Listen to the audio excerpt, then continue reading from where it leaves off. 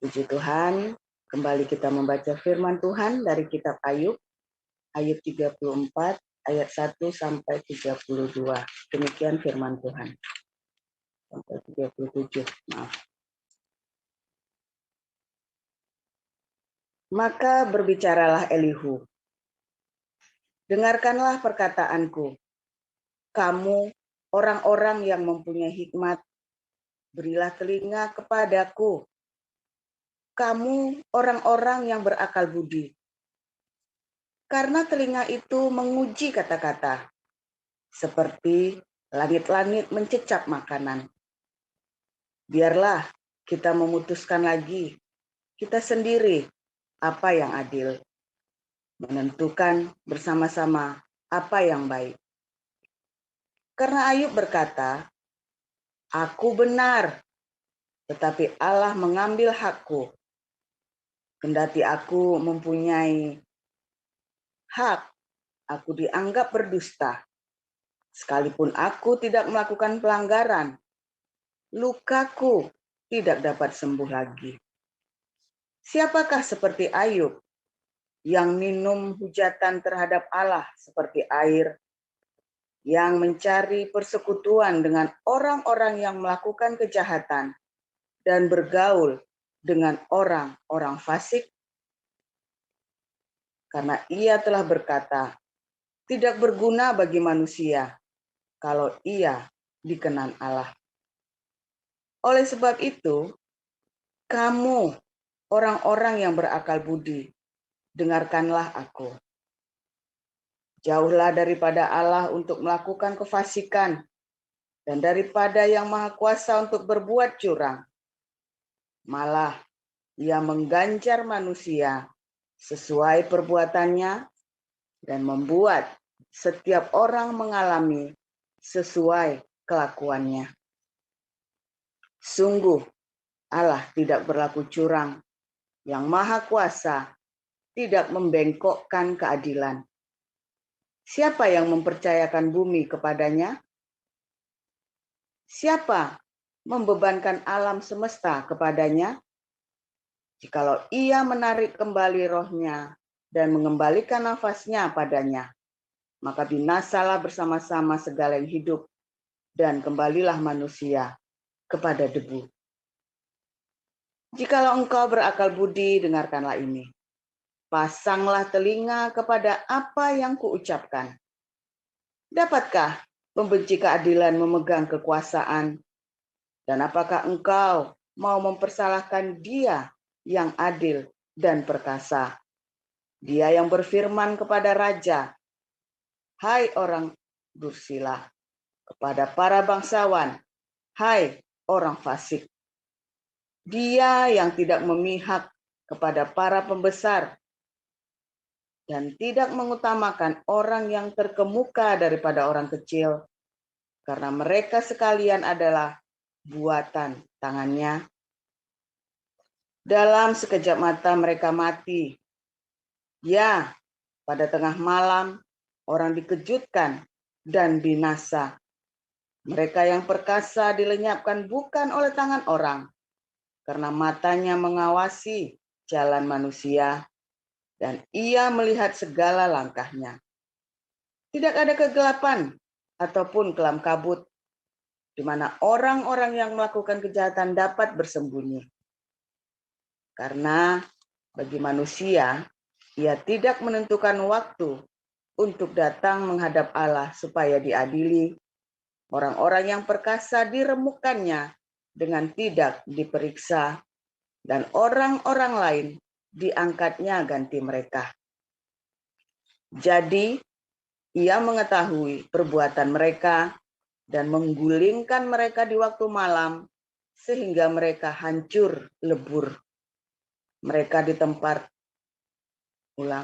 ditamparnya karena kefasikan mereka dengan dilihat orang banyak, karena mereka meninggalkannya dan tidak mengindahkan satu pun daripada jalannya.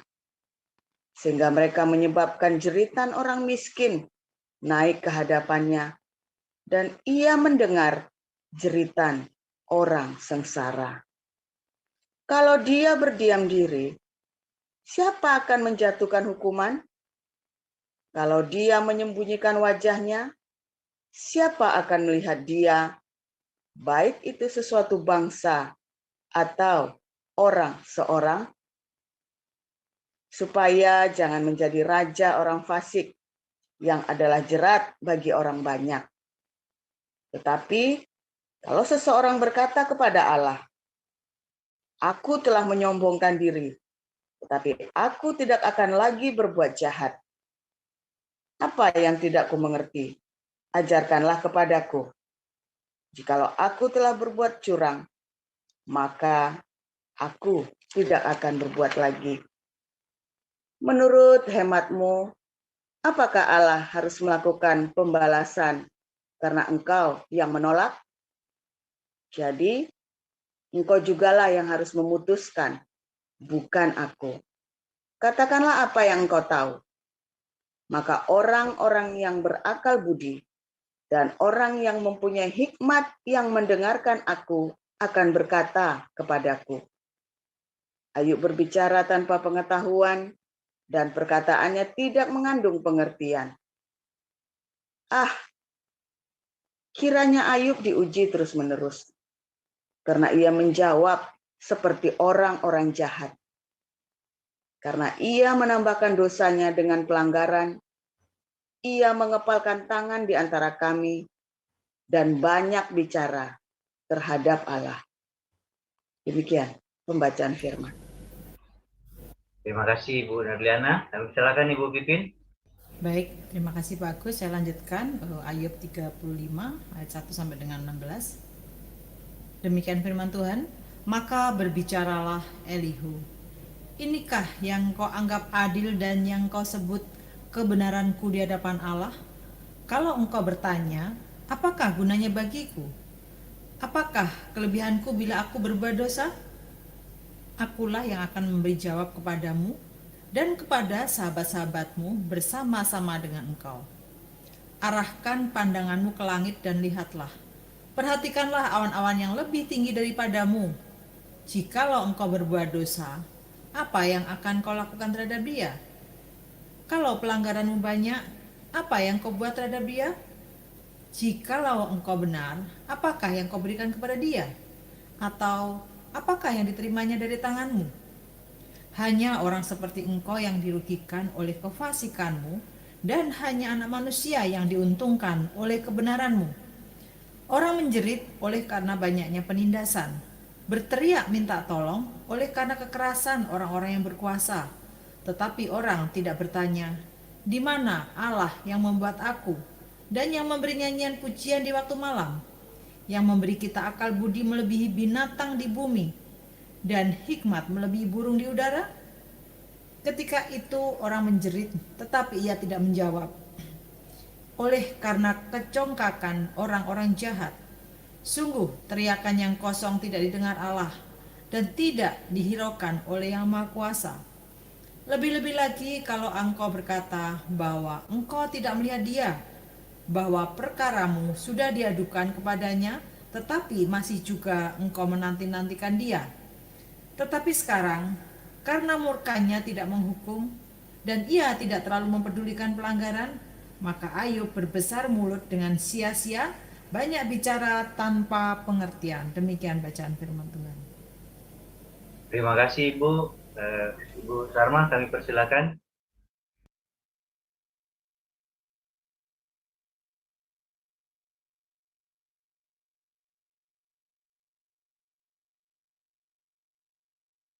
Ibu Sarma. Saya lanjutkan pembacaan firman berikutnya. Berkatalah Elihu selanjutnya, bersabarlah sebentar, aku akan mengajar engkau, karena masih ada yang hendak kukatakan demi Allah. Aku akan meraih pengetahuanku dari jauh dan membenarkan pembuatku, karena sungguh-sungguh bukan dusta perkataanku. Seorang yang sempurna pengetahuannya menghadapi engkau. Ketahuilah Allah itu perkasa. Kamu tidak memandang hina apapun. Ia perkasa dalam kekuatan akal budi. Ia tidak membiarkan orang fasik hidup. tetapi memberi keadilan kepada orang-orang sengsara. Ia tidak mengalihkan pandangan matanya dari orang benar, tetapi menempatkan mereka untuk selama-lamanya di samping raja-raja di atas tahta, sehingga mereka tinggi martabatnya. Jikalau mereka dibelenggu dengan rantai, tertangkap dalam tali kesengsaraan, maka ia memperingatkan mereka kepada perbuatan mereka dan kepada pelanggaran mereka karena mereka berlaku congkak, dan ia membukakan telinga mereka bagi ajaran dan menyuruh mereka berbalik dari kejahatan. Kalau mereka mendengar dan takluk, maka mereka hidup mujur sampai akhir hari-hari mereka dan senang sampai akhir tahun-tahun mereka. Tetapi jikalau mereka tidak mendengar, maka mereka akan mati oleh lembing dan binasa dalam kebebalan. Orang-orang yang fasik hatinya menyimpan kemarahan, mereka tidak berteriak minta tolong kalau mereka dibelenggunya. Nyawa mereka binasa di masa muda, dan hidup mereka berakhir sebelum saatnya. Dengan sengsara ia menyelamatkan orang sengsara, dengan penindasan ia membuka telinga mereka. Juga engkau dibujuknya keluar dari dalam kesesakan ke tempat yang luas, bebas dari tekanan, ke meja hidanganmu yang tenang dan penuh lemak. Tetapi engkau sudah mendapat hukuman orang fasik sepenuhnya. Engkau dicengkeram hukuman dan keadilan. Janganlah panas hati membujuk engkau berolok-olok. Janganlah besarnya tebusan menyesatkan engkau. Dapatkah teriakanmu meluputkan engkau dari kesesakan? Ataukah seluruh kekuatan jeripayahmu? Janganlah merindukan malam hari, waktu bangsa-bangsa pergi dari tempatnya. Jagalah dirimu, janganlah berpaling kepada kejahatan, karena itulah sebabnya engkau dicobai oleh sengsara.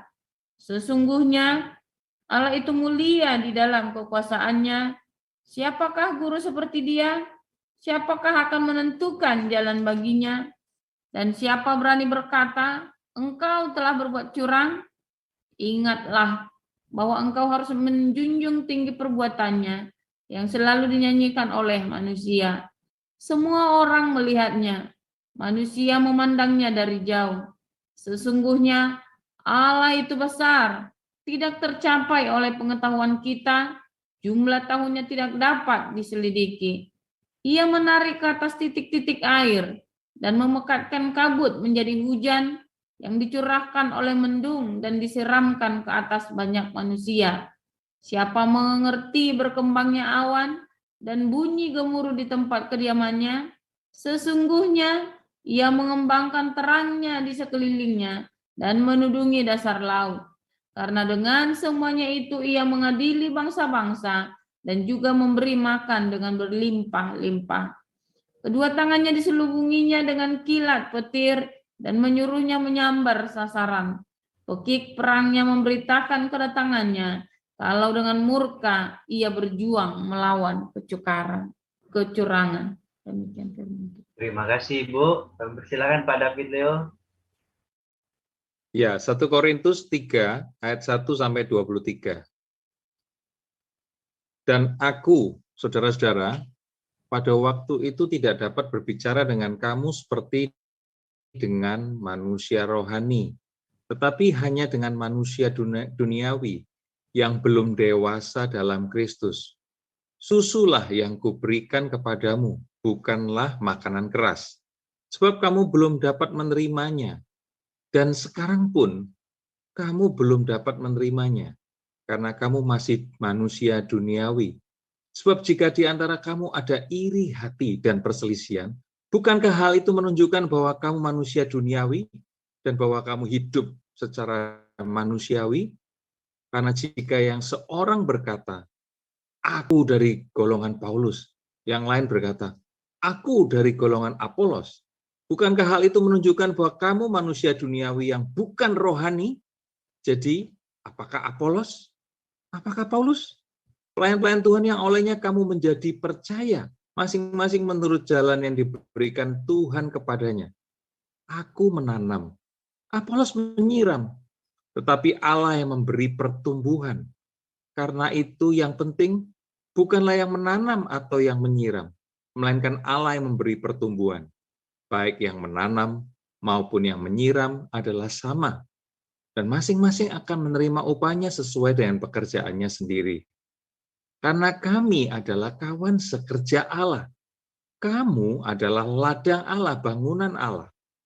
Sesuai dengan kasih karunia yang dianugerahkan kepadaku, aku sebagai seorang ahli bangunan yang cakap telah meletakkan dasar, dan orang lain membangun terus di atasnya. Tetapi tiap-tiap orang harus memperhatikan bagaimana ia harus membangun di atasnya. Karena tidak ada seorang pun yang dapat meletakkan dasar lain daripada dasar yang telah diletakkan, yaitu Yesus Kristus. Entahkah orang membangun di atas dasar ini dengan emas, perak, batu permata, kayu, rumput kering, atau jerami, sekali kelak pekerjaan masing-masing orang akan nampak. Karena hari Tuhan akan menyatakannya, sebab ia akan nampak dengan api, dan bagaimana pekerjaan masing-masing orang akan diuji oleh api itu. Jika pekerjaan yang dibangun seseorang tahan uji, ia akan mendapat upah. Jika pekerjaannya terbakar, ia akan menderita kerugian, tetapi ia sendiri akan diselamatkan. Tetapi seperti dari dalam api. Tidak tahukah kamu bahwa kamu adalah bait Allah dan bahwa Roh Allah diam di dalam kamu? Jika ada orang yang membinasakan bait Allah, maka Allah akan membinasakan dia. Sebab bait Allah adalah kudus dan bait Allah itu ialah kamu. Janganlah ada orang yang menipu dirinya sendiri.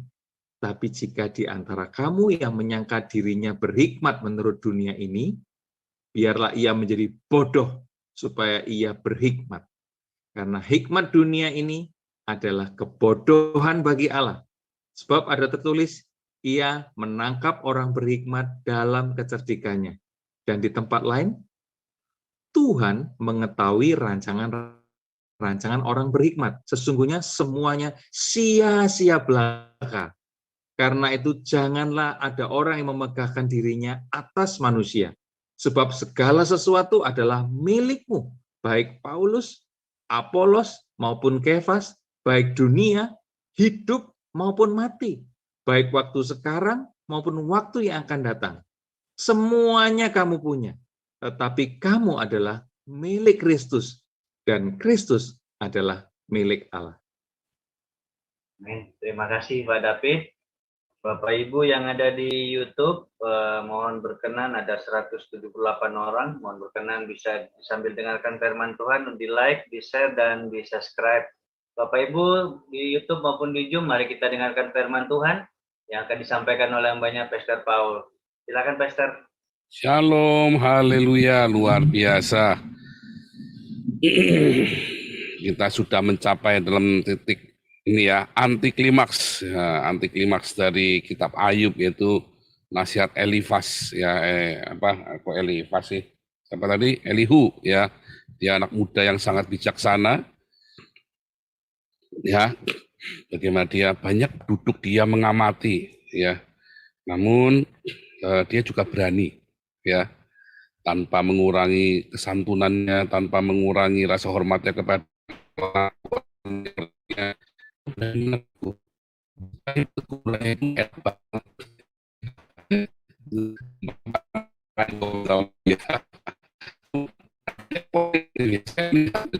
ilmu ini ya, yang ngomong singkat, tapi akhirnya jadi panjang. Tadi dia ngomong cuma pendek di yang pertama, tapi jadi panjang ya. Dan itu menarik sekali karena Tuhan membela perkataannya Elihu ini ya. Tuhan membela. Nah, nanti di akhir cerita itu nanti Ayub disuruh mempersembahkan korban untuk meminta ampun bagi ketiga sahabatnya. Sementara Elihunya malah dipuji-puji kan. Nah, apa sih tujuan penderitaan dalam klimaksnya si Ayub ini? Apa sih tujuan dari penderitaan? Kemarin kita belajar ya, bahwa ternyata Tuhan bicara dalam penderitaan. Tuhan berbicara dalam berbagai cara, termasuk di dalam penderitaan. Saking bebalnya kita, cara yang paling gampang adalah dengan rasa sakit, ya kan? Dengan rasa sakit, entah rasa sakit di jiwa, sakit di mana pun, itu cara paling gampang dan cara paling instan, ya. dan biasanya berhasil. Biasanya berhasil, ya kan? Banyak orang bertobat karena kolaps kan? Banyak orang bertobat karena hancur hidupnya kan? Nah, itu Tuhan bicara tuh sama dia. Itu namanya Tuhan bicara. Anda jangan berpikir kalau Tuhan bicara itu ya ngomongnya David, David. Ini, aku, bril. Nah, itu kalau Anda lagi ngomong di toilet, di WC, waktu WC-nya opa-oma kita, begitu dulu ya. Kan sebelahnya ada sumur dalam. David, sini, nih. Mama masih silam, mama, mumu, les. Kan begitu kan? Kalau itu jumbleng, kita namanya jumbleng. Kalau blung gitu kan, gemanya banyak. Nah, itu Jibrilnya itu ya, Jibrilnya tetangganya saya dulu waktu di Indonesia. Itu Jibrilnya kayak gitu kalau ngomong ada gemanya. Lihat di sinetronnya itu kan. Tuhan bicara nggak begitu. Tuhan bicara itu nggak, ini Budi, ini Bapak Budi. Oh, Tuhan bicara nggak begitu, saudara. Itu bukan cara Tuhan bicara. Kalau Anda masih mengharapkan itu, waduh, berarti Anda masih Pentium 1 itu. Tuhan bicara nggak begitu. Bagaimana cara Tuhan bicara? Anda lihat langsung. Saya kalau ketemu bos saya dulu, ya, kita udah mantap ini ya, chemistry-nya udah bareng ini ya, atasan saya ini ya. Begitu kita lagi di pasar, kita cuma ngelihat, bagaimana Paul?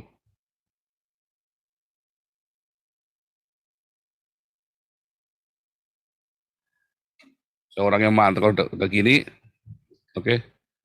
Berapa semua nih? Ambil semua. Lajar semua dia ketemu sama ininya. Gimana Paul? Aku tak megang dulu barangnya. Saya pegang, saya rasa, terus saya coba kotak-kotak. Sikat. Udah semua. Nggak pakai banyak ngomong, nggak pakai meeting berhari-hari, berbulan-bulan. Dia tahu kalau saya sudah sikat, saya sudah ngitung, ya. Low end berapa, high end berapa, kita mau di kisaran berapa, saya sudah hitung semua, mau jualnya ke siapa, udah kebayang. Kalau saya sudah, cuma satu kode, dia sudah kalau saya sudah bilang, dia nggak pakai banyak ngomong,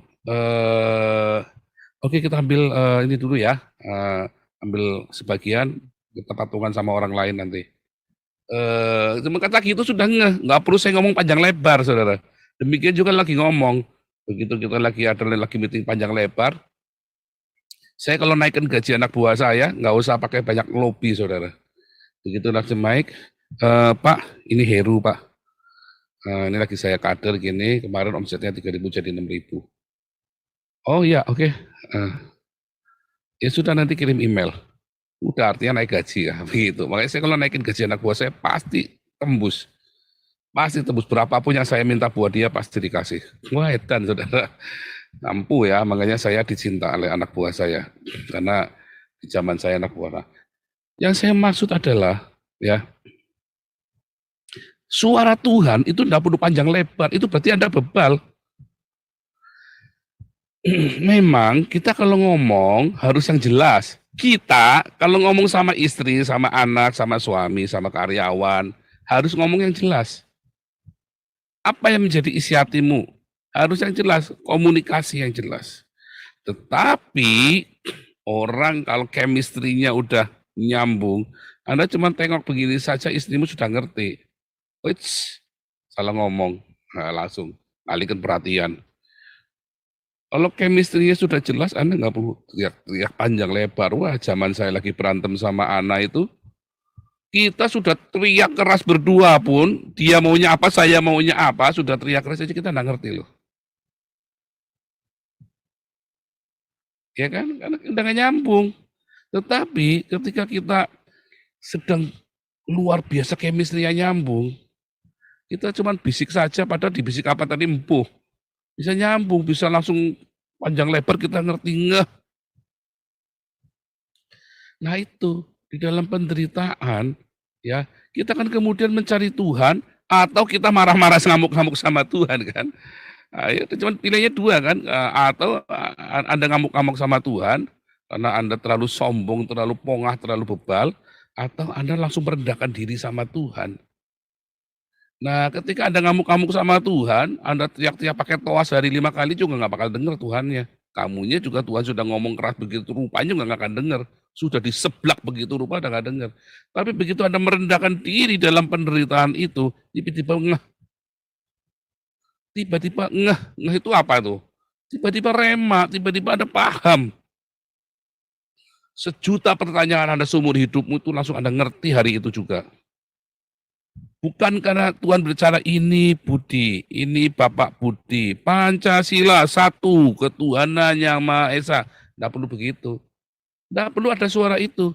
Anda cuma lihat Tuhan, ada satu lihat terus tiba-tiba Anda ngerti. Ah, itu suara Tuhan, saudara. Sesimpel itu suara Tuhan. Dan Anda pengennya yang aneh-aneh, kayak karepmu. Ya kan? Tuhan berbicaralah padaku. Tuhan sudah bicara melalui burung, Tuhan bicara melalui kadal, Tuhan bicara melalui macam-macam. Tapi kita nggak paham. Ya kan? Tiba-tiba ada binatang-binatang turun dari atas gunung, ya Anda lagi camping naik ke atas, semua binatang pada turun. Tuhan lagi ngasih tahu Anda itu akan mau jeblok itu gunungnya. Ya kan? Kan suara Tuhan, tapi kan Anda bebal kan, karena ambisi mau naik, padahal semua binatang-binatang pada turun, Anda naik sendirian. Yang jeblok di atas dengan gosong. Tuhan bicara dengan berbagai macam cara, tiba-tiba. Ya. Tuhan bicara kepada manusia. Anda pikir kalau Tuhan bicara sama Nuh, ya, waktu mau air bah, terus Tuhan bicara, Nuh, ini saya Budi, saya bapaknya Budi, saya anaknya Wati, segala macam, ngomongnya begitu, enggak kan? Nuh melihat itu esnya lumer, semua dibakarin, semua hutan-hutan dibuka. Paling gampang buka hutan gimana, dibakar kan? Karena saking dinginnya di bumi. Nuh itu hidup zaman es terakhir ya, makanya ikut kelas evangelis ya. Nuh itu hidup di zaman es terakhir, ya, di zaman es mencair terakhir kali di muka bumi. Itu semua kenapa bisa mencair? Orang saking dinginnya zaman itu. Makanya mereka pakai pakaiannya pakai bulu binatang kan pakaiannya. Dari pertama Adam itu keluar dari Eden pakai bulu binatang kan, bulu domba kan. Terus dia caranya gimana? Dibakar tuh seluruh hutan supaya hangat. Semua di hutan dibakar. Lama-lama udah nggak ada lagi hutannya. Lama-lama esnya kan rontok semua kan, dari gunung itu turun semua kan. Begitu turun semua mulai kan menguap kan. Begitu dia mulai menguap mulai kan terbentuk berbagai macam, apalagi waktu dibakar itu kan kabutnya di atasnya kita, bakarannya itu menutupi atmosfernya kan, sehingga hangat kan, itu kan yang dimaui. Nuh lihat, nggak usah ngomong Tuhan menggeludor, hai anakku, kurang ngajar kau, semua hutanku bakar semua, nggak perlu Tuhan ngomong begitu kan. Nuh tahu suara Tuhan. Tuhan berkata, bikin bahtera, tiba-tiba dikasih ngeh, tiba-tiba dikasih rema, ting, rema, hikmat, bikin bahtera yang besar. Mengapa binatang-binatang itu bisa datang? Nah, kan? Karena Nuh kan bikinnya di atas gunung, binatang itu dari bawah naik ke atas. Kalau mau gunung mau meletus, binatang dari atas turun ke bawah. Kalau mau banjir, binatang dari bawah naik ke atas. Itu sudah otomatis, saudara. Iya kan? Karena ngamatin waktu tsunami itu kan binatang langsung naik ke atas semua kan? Langsung naik ke atas gunung. Itu sudah insting, natur. Itu cara Tuhan bicara pada kita. Kalau Anda tidak terbiasa, ajar kami Tuhan menghitung hari-hari. Tidak bisa Anda dengan suara Tuhan. Anda terlalu sibuk cari uang, Anda terlalu sibuk iri, Anda terlalu sibuk berzinah, Anda terlalu sibuk dengan dosa-dosamu, dengan semua kenajisanmu. Tidak bisa menghitung hari-hari. Anda sibuk dengan utangmu, cicilanmu banyak banget. Ya kan? Tiap bulan mikir, tiap melekat. Tiap hari jadi melekat. Ada yang ikut pelajaran apologetik. Bukan jadi Gabriel kan Gabriel. Ya kan, orang manusia-manusia L. Nah, ini enggak jadi melek mangkat, cicilan, sampai matamu mencicil. Iya, tiap pagi bangun cicilan, matamu mencicil, malam udah mencicil, semua orang dicicili semua kau. Sibuk. Bagaimana Anda mau dengar suara Tuhan? Akhirnya Tuhan bikin Anda kolaps. Paling gampang, stop. Kubrak, Anda jatuh, nggak bisa bangun lagi. Bahkan kalau perlu sampai masuk penjara. Penjara 4 tahun misalnya kan. Udah diem. Di penjara Anda bingung mau ngapain. Pagi, bingung, ketemu napi. Siang cuman nunggu kentongan, nunggu bel itu kan, nunggu apa itu kan, supaya Anda absen. Itu akhirnya apa? Akhirnya Anda berdoa kan. Akhirnya Anda puasa kan. Itu saat yang tepat. Wah, tahun pertama Anda misui. Wow, segala macam selangkangan dan segala macam jenis binatang Anda misui Tuhan. Tahun kedua Anda nyerah kan, capek misui Tuhan. Tahun ketiga Anda mulai cari Tuhan. Tahun keempat Anda ketemu Tuhan. Di penjara. Atau Anda dibikin sakit, kubrak. Ya kan? Masuk rumah sakit, wah, stadium 4, wah mumet saudara. Mau kerja ini nggak bisa, kerja itu cuma di rumah. Tiap pagi baca Alkitab mumet, lihat apa mumet, akhirnya cuma dengar audio, Alkitab audio. Nah, bulan pertama Anda misu-misu, bulan kedua Anda misu-misu, bulan ketiga Anda nyerah, bulan keempat Anda nangis, bulan kelima, bulan keenam Anda ketemu Tuhan, bulan ketujuh tiba-tiba sembuh. Ya, wah ngerti ngono, aku responnya cepet-cepet ya. Nah iya, Anda responnya lambat. Pentium 1, makanya saya bilang Anda berharap suara Tuhannya kan ini Budi, ini Bapak Budi kan, suara begitu kan. Padahal kan Tuhan bicara dalam berbagai cara. Bahkan di dalam penderitaan Tuhan murnikan, apalagi kalau kamu sudah lahir baru. Kemudian di dalam proses kelahiranmu, kamu berusaha keluar dari kasih Allah. Kemanakah aku dapat pergi, menjauhi rohmu Tuhan, ku berlari. Lagi mau ke langit, Tuhan ada di sana, ke lembah, Tuhan ada di sana. Anda mau tinggalkan Tuhan, karena Anda merasa Tuhan tidak adil seperti Ayub. Anda melihat, Tuhan kenapa mamiku meninggal, masih gini, aku belum puas dengan mami. Tuhan kenapa istriku meninggal, Tuhan kenapa papiku meninggal, Tuhan kenapa anakku meninggal. Ku berlari mendaki ke langit, namun Engkau ada di sana. Aku terbang dengan sayap wajah. Waduh, Tuhan selalu ada di mana, Tuhan dicegat sama Tuhan. Kalau kamu sudah lahir baru, ya, penderitaan itu kan datang untuk memurnikan hatimu. Sampai kita jernih dengar suara Tuhannya. Bukan suara Tuhan yang itu ada alfat merah, pegang, itu nanti akan jadi milikmu. Wah, itu kotor itu saudara, tak jamin itu kotor. Ya, itu bukan suara Tuhan, itu suaranya Gilbert. Serius. Itu suaranya Gilbert, suaranya Pilih Mantova. Kalau suara Tuhan nggak bilang begitu. Anda punya Alphard di rumah, tiba-tiba bilang apa? Itu jual tuh, kasih ke Damaris. Itu tak jamin suaranya Tuhan. Bukan ya, tadi suaranya Paul. Nah, tapi yang saya maksud adalah itu kan jernih dengan aletheia itu. Sampai aletheia karena Yesus berkata, akulah hodos. Akulah aletheia, kemurnian hati. Akulah zoe, kehidupan. Kalau kamu punya hodos, sudah tahu hodosnya jalannya, jalan Tuhan. Ya, bukan Kristen, jalan Tuhan. Maka kamu tinggal tempuhi jalan itu dengan aletheia, dengan kemurnian hati. Karena aletheia itu kan memerdekakan hidupmu. Penderitaan itu kan hanya sebuah perspektif. Ya, saya ulangi ya, penderitaan itu sebuah perspektif saja. Contoh ketika saya di Uber, di buron, DPO, ya, orang-orang ya melihat, wah disyukurin, rasain lu, apalagi YouTubers yang kalah pamor sama saya kan, rasain lu.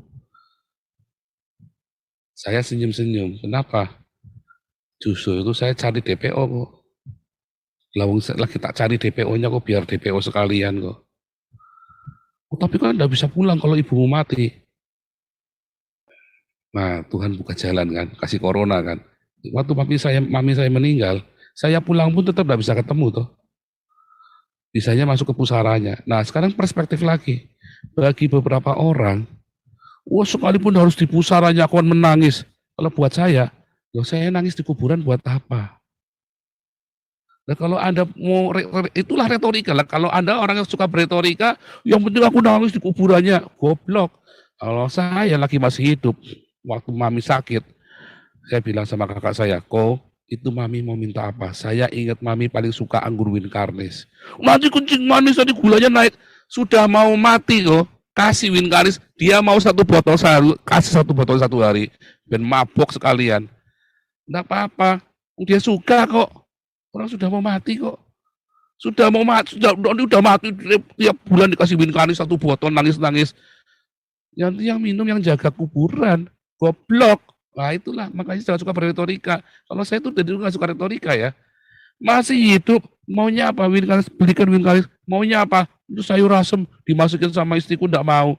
Maunya beli di sana. Udah gitu kita beli, maksudnya mau buat kita rame-rame. Malam-malam sendirian dimakan sendirian 1 panci. Saya ketawa kayak kakak saya lagi ngomel-ngomel, saya ketawa kayak. Lah ya biar 1 panci beli lagi. Lalu sayur asem cuma harga 20.000. Kamu ribut dimakan 1 panci. Harusnya malah seneng doyan makan. Berarti kamu belikan dia suka. Besok belikan lagi. Kalau perlu jangan 1 panci. Mau beli berapa banyak belikan. Enggak usah beli. Dibelikan nggak mau beli. Udah beli pas sendiri aja. Nggak taunya malam-malam dihabisin lagi sama si Mami. Itu seneng toh. Kalau sudah mati dikasih 1, jangan kasih 1 panci. Sak gerobaknya ditumplakin ke kuburan itu buat apa? Nah itu loh retorika itu. Masih hidup kita berbakti. Sebelum berangkat ke Eropa, saya Sojakui 12 kali sujud. Karena saya sudah tahu nggak bakal ketemu, saudara. Mami itu nangis waktu saya mau berangkat. Sudah tahu, kita nggak akan ketemu lagi. Ya namanya ini ya, insting ibu. Tapi karena kita sudah tahu, saya sudah melihat Mami meninggal. Waktu Papi mau meninggal, saya juga dapat penglihatan ya. Saya sudah dapat penglihatan. Jadi saya sujud Sojakui 12 kali. Anak-anak sebelum berangkat tak suruh Sojakui semua 12 kali. Karena kita orang Tionghoa kan. Sebelum berangkat kalian semua Sojakui 12 kali sama Mami. Istriku Sojakui, anak-anakku Sojakui. Masih hidup Anda sujud. Sudah mati mau kepalamu juduk-juduk ke tanah buat apa saudara? Perspektif. Kalau Anda lebih suka kalau sudah mati berbakti, ya karepmu. Kalau saya masih hidup saya berbakti sekuat tenaga. Sama. Wah itu penderitaan. Oh bukan penderitaan. Mami saya matinya enak kok. Nggak bikin susah anak-anaknya. Untung matinya enak. Coba banyak orang tua matinya sampai ngokor-ngokor sampai bikin anaknya bangkrut. Enggak dibawa ke rumah sakit ini kena cancer. Enggak dibawa ke rumah sakit tabungan kita habis semua. Anak-anakku mau makan apa? Bingung kan? Nah, Mami saya nggak pakai begitu saudara. Malah ninggalin banyak berkat buat anak-anaknya. Ya kan? Meninggalkan banyak berkat, meninggalkan banyak petua, pengajaran, meninggalkan kenangan yang manis buat anak-anaknya, termasuk buat keluarga kami. Masa-masa kami kolaps, wah Mami itu paling banyak berkorban buat kami, saudara. Kenangannya manis, ya, indah kenangannya. Anak-anak saya pun merasakan Mami saya itu seperti ibunya, mereka manggilnya Mami juga jadinya kan, manggilnya Mami. Nah itu perspektif dalam penderitaan. Buat orang semua kena sial tuh mati meninggal. Buat saya bahagia. Untung meninggalnya sekarang. Coba kalau meninggalnya nanti 5 tahun lagi. Bisa-bisa nanti tiap bulan saya kirim 10 juta cuma buat ke rumah sakit kan. Nggak maksudnya. Yang udah apa-apa. Ya terserah itu perspektif. Balik lagi. Lagi kolaps ya kan. Lagi kolaps. Bangkrut, buat, wah dimaki-maki. Oh iya. Memang namanya bangkrut nggak punya duit itu susah saudara, saya juga ngerasain susah. Tapi apakah yang namanya bangkrut, kolaps itu terus itu buruk? Belum tentu loh. Kalau Anda bisa menempatkan penderitaan itu, kolapsnya itu dalam satu perspektif, di mana Anda tahu maksud Tuhan di dalam penderitaanmu, di dalam kegagalan, kejatuhanmu, kamu nggak akan lama-lama terpuruknya. Kecuali Anda puluhan tahun kolaps nggak bangun-bangun, itu ada yang salah. Tapi kalau di dalam masa jeda hidupmu lalu Anda jatuh, jangan panik. Bahkan sampai hancur, sampai remuk, sampai minus, sampai keangkat semua akar-akar kehidupanmu. Ya kan keangkat kayak akar pohon kan, cabut sampai akar-akarnya. Itu kan kalau orang kolaps ada yang sampai kayak kecabut akar-akarnya. Jangan panik saudara. Karena tujuan penderitaan untuk memurnikan hatimu. Anda hanya tinggal aletheia sama Tuhan, setia Tuhan. Tuhan aku mau setia, ya kan? Walau ributlah datang, bukan tetap selamanya. Kuatkanlah hatiku ya Tuhan. Apapun boleh terjadi Tuhan. Ya, yang penting jangan pisahkan aku dari kasih-Mu. Wah, itu Tuhan mendengar doamu begitu. Wah, Tuhan bergetar hatinya. Itu harum wangi, saudara. Saudara akan dipulihkan berlipat kali ganda. Oh, ini bukan teologi kemakmuran. Anda harus menikmati penderitaan itu dulu sama Tuhan. Nikmati bersama Tuhan. Sama istrimu, suamimu, dengan anak-anakmu. Bikin kompak. Melalui penderitaan itu kami sekeluarga bisa kompak ya. Karena kami akhirnya meresponi dengan benar. Makanya perspektifmu kudu benar. Metanoia. Baca logos, lalu diakonia. Baca Alkitab, lalu diakonia. Supaya kita punya metanoia benar. Remamu benar, nggak ngawur. Jangan lagi dengar khotbahnya Gilbert sama Philip Antova, mumet nanti Anda. Suruh pegang ada Alfat merah-merah, nanti suruh pegangin. Ruwet Anda. Jangan. Ya, nggak realistis. Nggak realistis, nanti akhirnya jadi ngimpi, hidup dalam mimpi. Jangan takut dengan kebangkrutan, jangan takut ketika Anda sedang masalah di dalam bahkan terancam perceraian. Kalau memang harus terjadi, terjadilah.